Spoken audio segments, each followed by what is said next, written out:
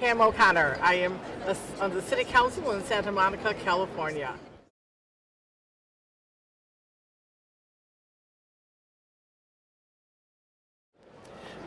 I think the single action that would impact Santa Monica the most is what we are doing now.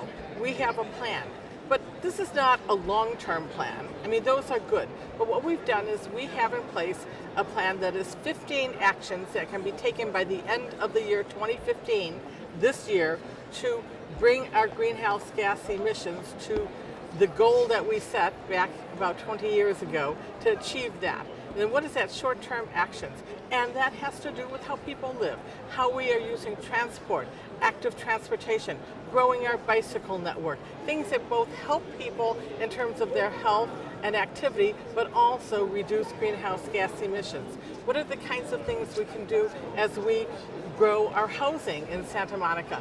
How can we do that in a way that is low carbon and that is the infill development, compact development, so that people will not have to rely on cars to move around?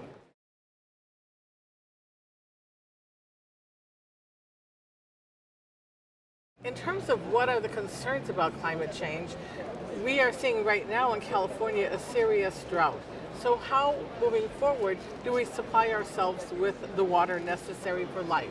In Santa Monica, we've been working on a water sustainability plan, a plan that will say whether there is drought going forward or not, what is the best way to be resource conservation about water? How do you conserve the water? How do you use it in a way that supports your daily life, but yet does not waste water?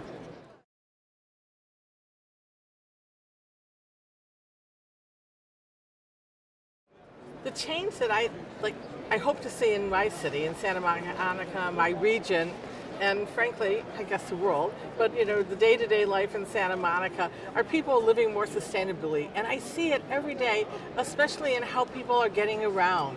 It is a different era in the Los Angeles region, in Santa Monica, in terms of how people are moving around. We have grown our rail network. We are growing our bike lanes. We are growing that network and supporting biking, active transportation. And this just doesn't help with climate change. It also helps with public health and an active lifestyle.